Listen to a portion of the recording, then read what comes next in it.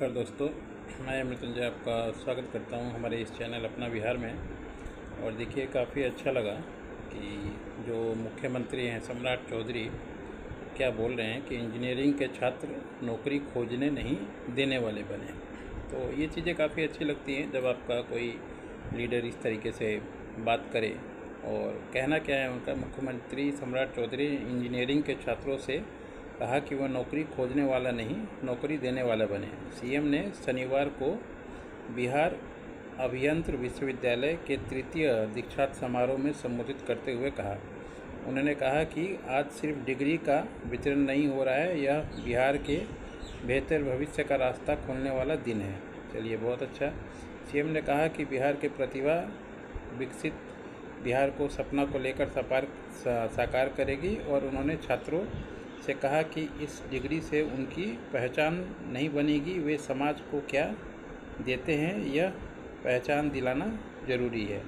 उनके द्वारा बनाए गए पुल निर्माण कार्य पहचान उनका बनेंगे और यही होगा। अब इसमें बहुत सारा चीज़ है जो आता है। उन्होंने छात्रों से रिसर्च के लिए गंभीर रूप से काम करने के लिए अपील की। और मुख्यमंत्री ने कहा कि बिहार के देश की समृद्धि का रास्ता खोले और अखंड भारत का सपना देखा गया है। चलिए, 2047 तक अखंड भारत आपका हो गया।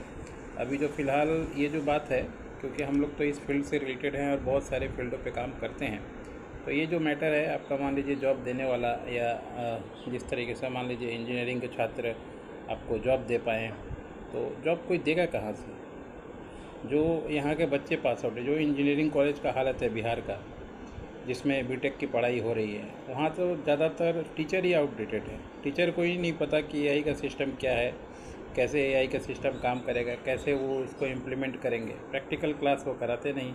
जो थ्योरेटिकल चीज़ें हैं, आज से मार्केट से 10 साल 15 साल पहले जो चीज़ें होती थी, उस चीज़ का यहाँ पे क्लास होता है। अप टू डेट क्या हो रहा है मार्केट में बीटेक के फील्ड में, चाहे इंजीनियरिंग के फील्ड में, वो चीज़ तो दूर दूर तक छात्रों को पाला पड़ता नहीं। तो छात्र तो खुद कंफ्यूज रहते हैं कि किसी भी तरीके से उनको डिग्री मिल जाए ताकि बाहर जाके काम करें। अब ये जो बाहर जाके काम ढूंढेंगे, मान लीजिए कॉलेज में प्लेसमेंट भी उस तरीके का नहीं होता, क्योंकि सरकारी कॉलेज है तो प्रिंसिपल का पावर नहीं है या पैसा खर्चा ही नहीं करना चाहता, क्योंकि बाहर आपको कैंपस करने के लिए कंपनियों के पास जाना पड़ेगा, विजिट करना पड़ेगा। तो कौन जाएगा? उस तरह का आदमी नहीं है प्लेसमेंट सेल में। सब ऐसे ही है, किसी इंजीनियर को बना दिया प्लेसमेंट सेल का आदमी, वो क्या करेगा? एचआर वाला नहीं है अगर कोई एचआर मैनेजमेंट इंजीनियरिंग कॉलेज में, तो प्लेसमेंट वाला आदमी उसमें इंजीनियरिंग करके कहाँ से प्लेसमेंट लाएगा? वो तो नहीं ला पाएगा।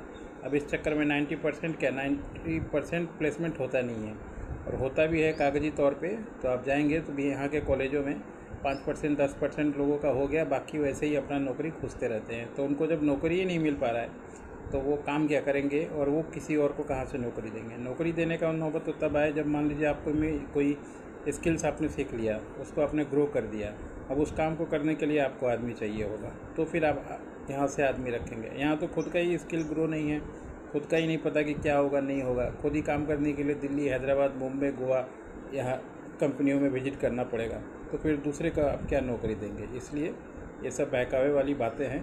आप स्टूडेंट हैं तो एज ए स्टूडेंट पहले सोचिए कि सरकार आपको किस तरीके से यूज़ कर रही है या खेल रही है, क्योंकि ये सब बातें सुनने में अच्छी लगती है, अखबार का हेडलाइन है, अच्छा लगता है, मगर जब आप जॉब की तलाश में निकलेंगे तब आपको पता चलेगा कि कितना बड़ा झूठ ये लोग बोलते हैं ताकि न्यूज़पेपर का फ्रंट और चीज़ें इनको मिले। मगर आपको स्टूडेंट, आपका करियर है, आप अगर स्टूडेंट हैं ऑन गोइंग, तो ज़रूर 2-3 जगह नौकरी हुआ या अपना जॉब हुआ, ऐसे 3-4 जगह में रजिस्ट्रेशन करवा के रखिए।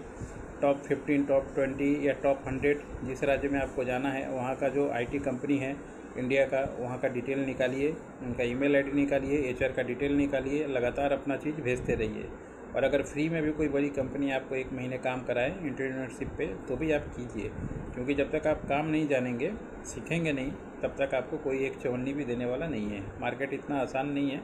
हम लोग तो मार्केट में हैं, हमें पता है कंपनियाँ आपसे क्या क्या रिक्वायरमेंट मांगेंगी। तो आप अगर बेसिक चीज़ें नहीं समझ पाओगे, क्लाइंट का साइकोलॉजी नहीं समझ पाओगे, तो उसको आप सर्विस कहाँ से दे पाओगे? ये सब कुछ बातें हैं जो आप लोगों के साथ डिस्कस हुआ और बताना ज़रूरी था, क्योंकि बिहार से रिलेटेड मैटर है। हम लोग भी यहीं से निकले हैं और अच्छा खासा मान लीजिए आज अपना कंपनी चलता है, जॉब चलता है, पूरे इंडिया में कंसल्टिंग प्रोवाइड करवाते हैं।